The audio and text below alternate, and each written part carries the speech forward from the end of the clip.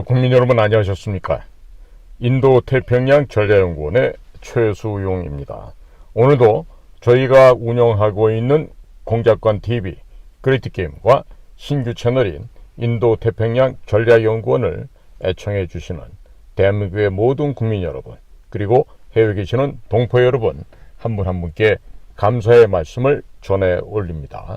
지금 현재 오늘 제가 전달해 드리고자 하는 이야기는요, 북에서 남쪽에 비밀 간첩 활동을 하도록, 반체제 활동을 하도록, 반대한민국적인 역정 모의를 하도록 지령을 내려왔던 그 지휘탑이 지금 폐기 처분이 되었습니다. 즉 자체적으로 파기되면서 지금 남쪽에서 그동안 평양의 지령을 받아서 움직이고 있던 이런 좀비 간첩 세력들이 지금 허둥지둥하고 있는 점들이 지금 포착이 되고 있습니다. 북에 있는 전체주의 사교 집단의 독재 왕조 세습 체제 권력인 김정은이라고 하는 자의 말 한마디에 이 모든 일들이 벌어지고 있다는 점에 우리는 놀라지 않을 수 없는 것이 아니라 너무나도 당연한 이 좀비들의 변화상을 바라보면서 우리는 과연 무엇을 어찌해야 될까? 이 점에 대해서 제가 오늘 국민 여러분들께 여쭙고자 하는 것입니다. 자, 범민련이란 말씀 많이 들어보셨죠? 바로 조국 통일 범민족연합을 줄여서 우리가 얘기할 때 범민련이라 그럽니다. 그런데 이 범민련은 남측 본부만 있는 것이 아니라 그 중심 세력은 평양에 있죠. 그리고 중국에도 나와 있고 해외에도 나와 있는데, 이와 같은 범민련의 남측 본부, 그리고 6.15 공동선언 실천 남측위원회, 이 뭐예요? 김대중이라고 하는, 즉 북에서 인정하는 남조선의 간첩, 김일성의 자금을 받아서, 조총련의 자금을 받아서 그동안 군대의 통치에 대해서 반대한다.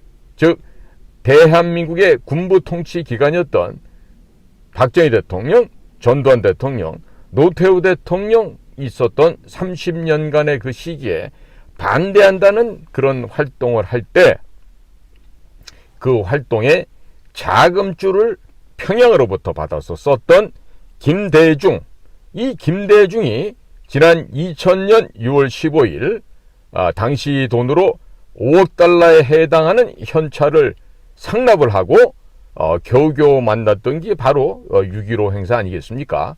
물론 평양에 도착한 김대중은 갑자기 사전 예고도 없이 김정일이가 탄 차를 홀로 탑승을 하면서 내릴 때는 얼굴빛이 흑색이 되어서 하차했다고 하는 것이 당시 참여했던 사람들을 통해서 기록으로 좀 남아있기도 하죠. 그런데 이와 같은 6.15 공동선언 실천연대나 범민련 남측본부가 왜 이렇게 해산을 한다는 등 조직 재편에 허둥지둥하고 있는 것일까요?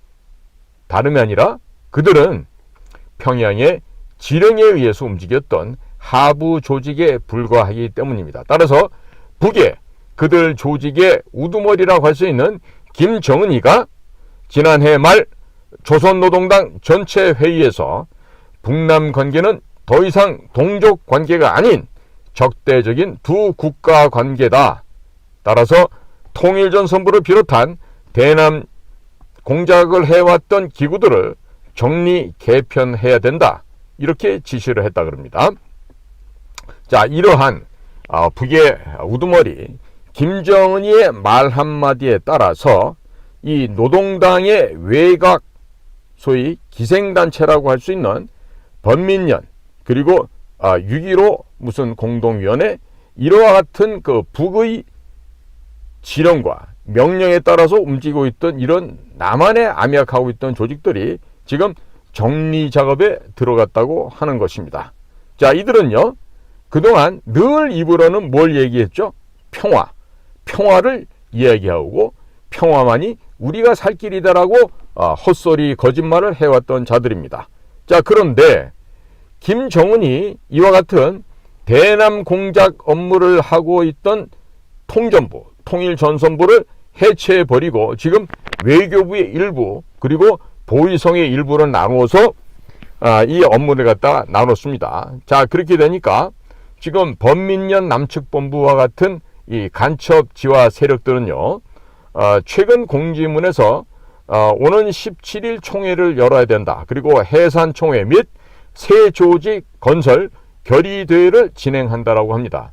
자, 지금 이와 같은 행태들도요, 북의 대남 공작을 담당하고 있는 문화교류국, 과거에는 경찰총국 혹은 225국이라 불렸던 대남 공작기관에서 이와 같은 명령을 내렸기 때문에 지금 진행이 되고 있는 것입니다. 우리가 해서 간과해서는 안 될 것은 통일전선부가 와야 돼서 외무성과 보위성 두 쪽으로 업무가 나눠져서 갔다고 하지만 본연의 대남 공작 업무, 적화 통일을 위한 남조선 혁명 전략은 일체 조금도 변화되지 않았다는 것을 우리가 반드시 알아야 되겠습니다. 자, 이들은 최근에 김정은의 말에 의한 이 남북 상황을 새로운 격변기로 규정을 하였습니다. 그리고 각자 알아서 해산을 하고 그리고 새로운 연합체를 만들기로 지금 모임을 갖고 있는 것으로 우리가 관찰을 하고 있습니다. 그리고 6.15 남측위원회라는 것들도 총회를 열고 향후 노선 변경에 대한 조직 변동에 대한 논의를 현재 열심히 하고 있다고 합니다. 국민 여러분께서 잘 아시다시피 1997년 대법원에서 이적단체의 판결을 받았던 범민련 남측본부는 그동안 주장해왔던 게 뭡니까? 연방제 통일, 주한미군 철수, 국가보안법 폐지 등 북의 평양과 똑같은 주장을 해왔던 반국가단체였습니다. 2014년 범민련 결성 24주년 당시 북한은 범민련의 통일운동 사업을 애국사업이라고 추켜 세워 올렸고 북과 남 해외의 동포들을 통일, 애국의 기치 아래 조직적으로 묶어 세워서 조국 통일의 주체적 역량을 강화시켰다고 했던 것이 바로 평양이었습니다. 자, 그런데 이 김정은이가 무슨 마음을 먹었는지 이 선대의 유훈이라고 하는 조국 통일 3대 헌장, 즉 자주, 평화, 민족 대단결을 버려버리고 통일 노선을 일시에 폐기해버렸습니다. 이렇게 되고 나자 범민련 남측본부, 6.15 공동위원회 남측본부 등이 내부적인 혼란에 지금 거의 동요 상태에 빠진 모습을 시연하고 있습니다. 북한 인권 민간단체 협의회에서는요, 남한 내의 친종북 단체들이 일시에 설 자리를 잃어버린 것이라고 이야기를 했고, 또 서울법대를 다니면서 내부로 북의 김일성 사상을 전파하고 강철 서신을 작성했던 주사파의 대부라고 할 수 있던 김영환, 현재는 북한 민주화 네트워크 연구위원을 하고 있는데, 이 김영환도 수십 년 동안 의존해오던 인식의 틀이 무너졌으니 당분간 내부 혼란이 불가피한 상황이다, 이렇게 지금 언급을 하고 있습니다. 더군다나 최근 대단히 종북스럽고 간첩다운 윤미향이란 여인이 있는데, 이 윤미향이가 국회의 한 공간을 빌어서 토론회를 열었습니다. 거기에서 전쟁으로 평화가 만들어진다면 수용해야 한다는 이런 말들이 나오게 되었는데, 이것도 결국은 이와 같은 김정은이의 말 한마디에 혼란을 빚고 있는 남한의 좀비, 쓰레기들, 종북 주사파들이 겪고 있는 지금 일련의 혼돈 상황이다, 이렇게 해석을 할 수가 있겠습니다. 그래서 이들은 내부적으로 분열을 막고 오직 단일 대우를 유지하자고 하는 이 김정은이의 전쟁 통일관을 아주 급격하게 수용해서 억지로 논리를 만들고 있습니다. 자, 다시 잠깐 요약을 해보면요. 2023년 불과 한 달 전에 12월 말에 김정은이가 한 말은 다음과 같은 것입니다. 대한민국 것들과 통일은 안 된다. 남조선 영토 평정을 할 수 있는 대사변을 준비해야 한다. 북남은 동족이 아닌 두 국가, 별도의 서로 다른 두 개의 국가라는 관계를 천명을 했습니다. 자, 그러면서 평양에서 내린 조치는요, 난파 간첩 지령을 전달하는 평양 방송을 일시적이나마 중단을 현재 하고 있습니다. 그리고 우리 민족끼리던 대남 선전 사이트에 접속이 불가하도록 만들었습니다. 그리고 6.15 북측위원회, 범민련 북측본부, 민화협, 그리고 단군 민족통일협의회 등을 지금 정리하고 있습니다. 아울러 경의선 북측 구간을 회복 불가한 정도 수준으로 훼손을 하였습니다. 그리고 대단히 유의미한 것으로는요, 조국 통일 3대 헌장 기념탑을 철거했다는 것입니다. 이 조국 통일 3대 헌장은 그 애비 김정일과 그 할애비 김일성이가 그토록 중요시해왔던 대단히 중요한 이야기입니다. 즉, 조국 통일 3대 헌장이 자주, 평화, 민족 대단결 이 3대 원칙인데요. 이 자주, 평화, 민족 대단결을 버렸다. 즉, 아버지 세대와 할아버지가 그토록 염원해왔던 남조선에 대한 적화통일, 이것을 김정은이가 외형적으로 지금 내팽개쳤다, 버렸다, 이렇게 얘기를 할 수가 있죠. 자, 이러한 사태가 벌어지고 나서 지금 대한민국 내에서는 범민력 남측본부가 해산하기로 했다고 하고요. 또 6.15 남측위원회가 새로운 길을 걷기 위해서 지금 심각하게 내부적으로 지금 몸살을 앓고 있다는 점입니다.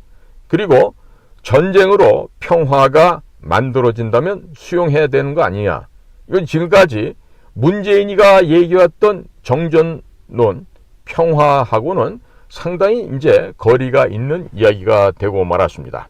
자, 이렇게 북측의 대남 기조, 즉 대한반도 내에서의 적화혁명 통일 전략, 이것이 지금 기조 전환이 생겨나게 된 것입니다. 자, 그러니까 북을 빨고 북을 찬미하며 북의 지령을 받아서 움직이던 이 친북 진영에서는요, 기존의 방식에서 탈피를 해서 더욱더 전투적이게 되고 투쟁적으로 거듭나야 된다라고 지금 자신들의 불안한 입지를 강화하기 위해서 이런 목소리를 현재 좀 내고 있습니다. 즉, 북의 김정은이가 갖고 있는 전쟁관이 바로 정의의 전쟁이다, 저스티스다, 이렇게 지금 북한의 김정은이가 주장하고 있는 전쟁론을 정의의 전쟁이다, 이렇게 이야기를 하고 있어요. 과연 국민 여러분께서는 이와 같은 망언들에 대해서 합리적이고 그리고 현실적으로 이해가 간다고 생각하십니까? 자, 근데 이런 이야기들을요, 며칠 전 윤미향이가 주관했던 그 국회에서 했던 세미나에 부산에서 올라왔다고 하는 김광수라고 하는 자가 대외적으로 부산 평화통일센터 하나 이사장이라고 하는데, 이런 자가 기고문에서 북의 기조변화에 대해서 남쪽의 운동 역량, 즉 범민련 남측본부나 6.15 남측위원회, 진보정당 등에 대한 실망과 또 정부 관계자가 친북단체들이 조직 해산 재편 등으로 반성적 실천한 셈이라고 이렇게 주장을 하면서 더욱 과격하고 더욱 전면적인 반정부 투쟁이 예상된다라고 얘기를 지금 하고 있습니다. 이들이 바라는 건요, 지금 제가 전달해드린 바와 마찬가지로 어디까지나 대한민국 한반도를 전체를 새빨갛게 적화통일하는 것입니다. 그런데 여기서 한 가지 간과해서 안 될 부분들이 있습니다. 자, 림정숙 동무나 노영민 동무, 또 강경화 동무, 문재인 옆에서 간첩 빨갱이 역할을 담당했던 이런 사람들이 알아야 되는 건데요. 지금 만약에 북조선이 남조선 지역을 해방시켜서 적화 통일하게 되면은요, 최장수로 살려둘 수 있는 자가 10년이에요.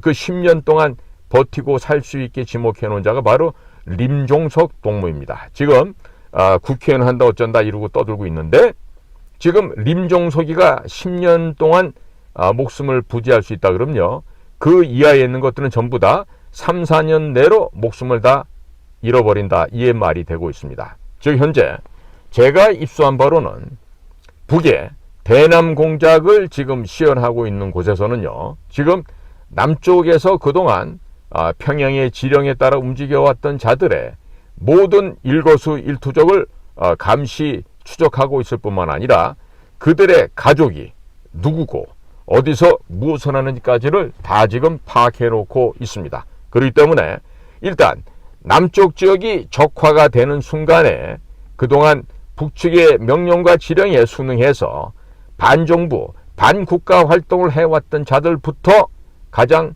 먼저 죽여 없앤다고 하는 것이죠.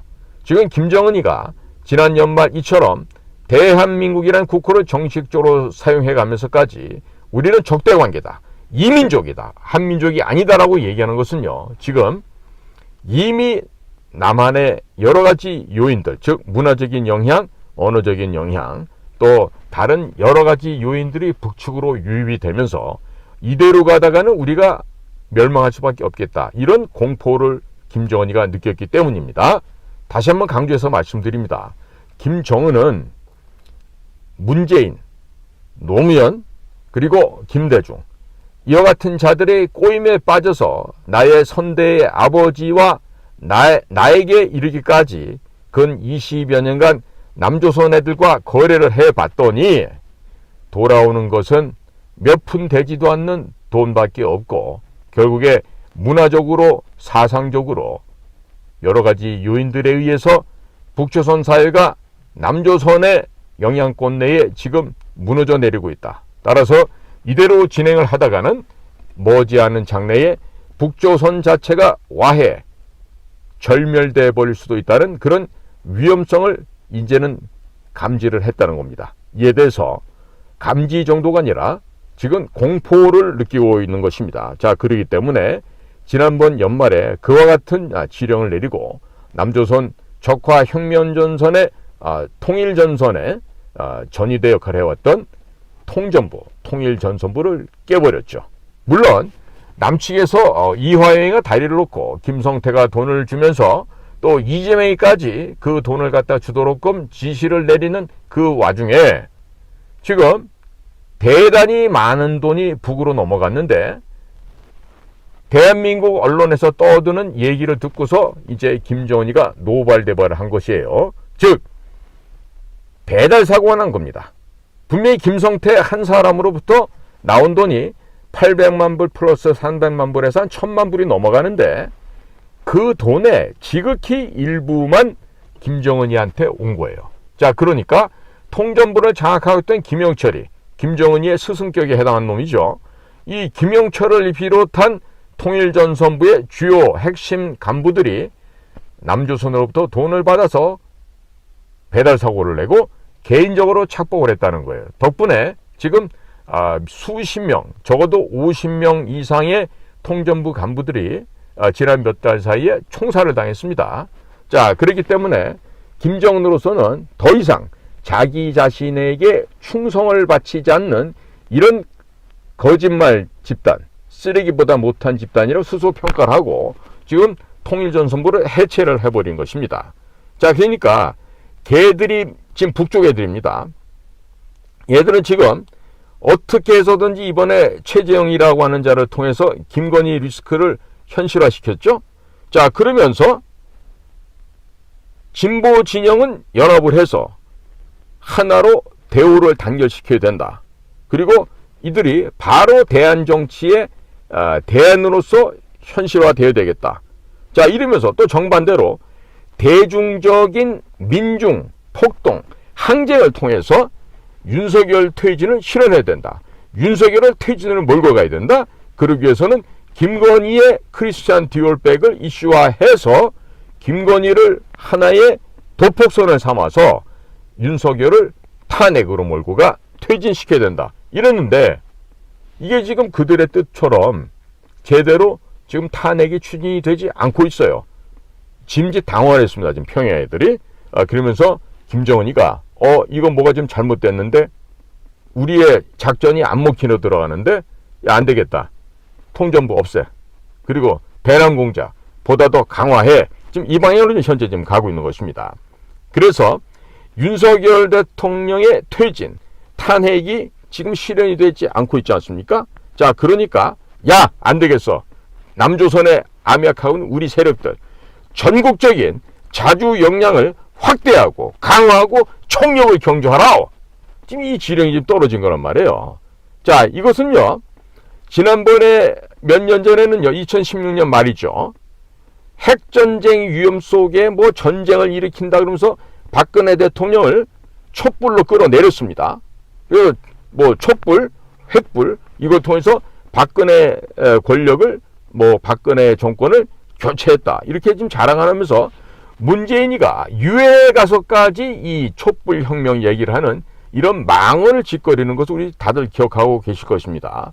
자, 그래서 이들이 지금요 택하고 있는 구호를 보면은요 이 민주노총 산하의 통일위원회라는 데서 최근에 반제 뭡니까? 제국주의에 반대한다. 이 제국주의 누구예요? 미국이죠.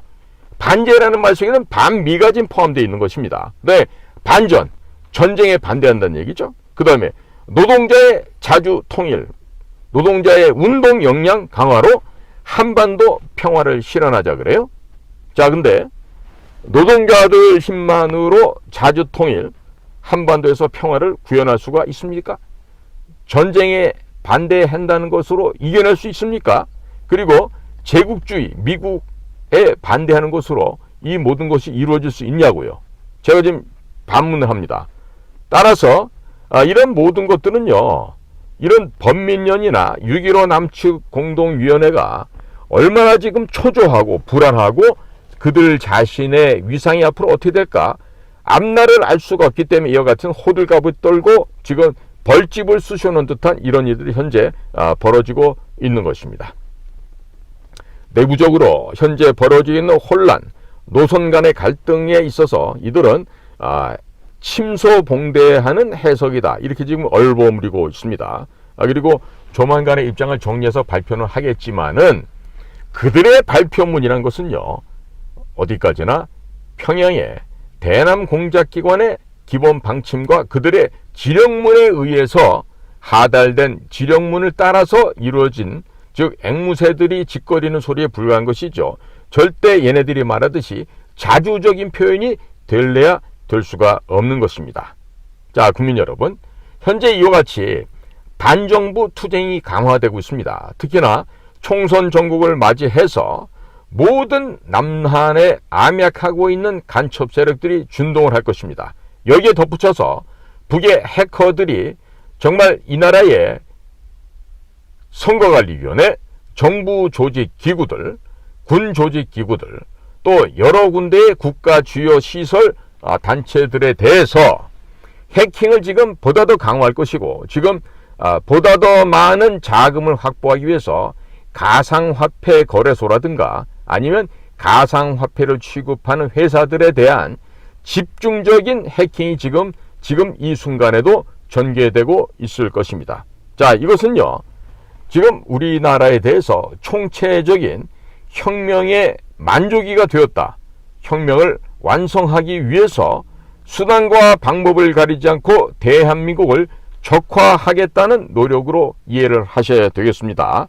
그러니까 국민 여러분들께서 지금 선거철이 되어서 많은 국가의 기본적인 질서나 본래의 이 영혼, 영맥을 잃어버리고 계시는데요. 이 나라 국가의 본령은요. 자유민주주의에 입각한 민주공화정 체제를 유지 발전하는 것이지 사회주의 체제 내지는 전체주의 체제, 공산주의 체제로 통일하는 것이 아니라는 점을 말씀을 드립니다. 자, 이 점에 있어서 대공수사권, 간첩 잡는 수사권을 경찰에게 박탈당해버린 국가정보원에서 지금 별다른 움직임이 없는데 이래서는 곤란합니다. 신임으로 가신 우리 조태용 원장님은요, 반드시 이번에 김건희 여사 리스크를 인위적으로, 조직적으로 거짓으로 확산시킨 최재형과 그 뒤에 있는 그 유튜버들과 이 모든 세력들에 대해서 잡아다가 문초를 해야 됩니다.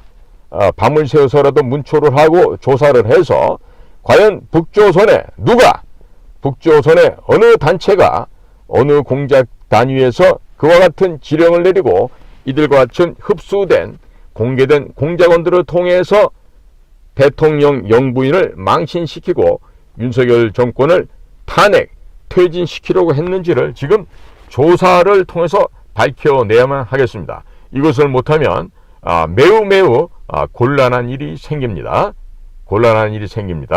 그러니까 조태용 원장님 자타가 인정해 주는 분 아니세요? 실력도 있으시다 그러고 또 워낙에 소년 시절부터 공부도 잘했다고 하고 또 뭐 외교관 출신이고 그러니까요. 제발 부탁한데 전임자 김규현 씨처럼 그런 그 쫄장부, 겁쟁이 이런 거 하지 말고 대범하고 사나이답게 빨리 국가의 안보를 정돈해서 이 나라를 좀 지켜나가는데 물샐 틈 없는 조치를 취해 주시기 바랍니다. 꼭 그거를 하셔야 됩니다. 조태용 원장님은 그 일을 잘 하시라고 대통령이 보낸 것이지, 물론 역대에 있었던 원장들처럼 국정원장 하면서 돈이나 빼먹고 개인적인 치부를 하는 자리가 아니에요. 그러니까 조태용 원장은 반드시 지금 현재 상황에서, 총선을 앞두고 있는 현재 상황에서 지난 10월 10일 날 국정원의 조사팀이 발표했던 것처럼 대단히 폐쇄적인 전산망이 아니라 공개되어 있는 그 개방형이다. 그리고 이북에서, 중국에서, 해외에서 얼마든지 우리 중앙선거관리위원회 서버에 침투해 들어올 수 있다는 걸 이미 다 공표를 했죠. 전체의 우리 투표인 명부도 조작을 하면서 사전 투표가 됐든 본 투표가 됐든 인원을 마음대로 늘리거나 줄일 수 있게끔 되어 있는 현재의 선거관리 시스템을 빨리 정비를 하시고요. 지난 1월 13일 날 대만에서 열렸던 대만의 총통과 입법 선거를 잘 우리가 본받아서 투명한 투표함을 사용하고 투표한 용지는 바로 투표 시간이 종료됨과 동시에 그 장소가 바로 개표 장소가 되어서 국민들 앞에서 명확하고 확실하게 그리고 명징하게 국민들 앞에 이렇게 해서 결과가 되었습니다라고 보고할 수 있게끔 해야 됩니다. 특히나 중앙선거관리위원회에 가신 그 사무총장 김용빈 씨는요, 본인 스스로가 판사였기 때문에 그동안 이 사법부에서 어떤 식으로 농단을 해왔는지 누구보다 잘 알 거예요. 그러니까 명확하고 정확하고 정상적인 투표 제도로 확행하는데, 그거는 지난번에 대만이 했던 것과 같은 방식으로 본받아서 하면 아무런 문제 날 게 없습니다. 그러니까 쓸데없이 무슨 전자 개표기, 전자수 개표기 이런 식으로 투표용지 계산기 되지도 않는 말을 끌어다 붙이면서 이런 헛소리를 하는데요. 그 쓸데없는 소리예요. 정신들 바짝 차리고 이번에 현재 벌어지고 있는 이 남한 내에서 전개되고 있는 평양의 지휘사령탑이 와해되면서 현재 남쪽에서 벌어지고 있는 이 여러 가지 추태, 이런 현황에 대해서 올바로 인식하고, 특히나 딴 게 아니에요. 대통령이 올바로 인식을 하고 국가정보원장 인식을 하면서 밑에 직원들한테 이야기를 해서 이거를 처리를 해야 됩니다. 그게 바로 국가가 정상화되는 바로 정상화의 지름길이라고 하는 점입니다. 자, 그러니까 이걸 갖다가 아직도 깨닫지 못하고 계속해서 헛짓을 하고 있다 그러면 곤란하겠죠. 자, 그래서 오늘도 제가 몇 가지 말씀을 드렸는데요. 잘들 한번 생각해 보시고요. 우리가 지금 어느 측면에서 정신을 집중해야 되고 먼저 실천해야 될지를 잘 한번 확인을 해 보시길 바랍니다. 오늘도 저희 공작관 TV 그래티게임과 신규 채널 인도태평양 전략연구원을 경청해 주시는 대한민국의 모든 분들께 감사의 말씀을 전해 올립니다. 저는 인도태평양 전략연구원 최수용이었습니다. 감사합니다.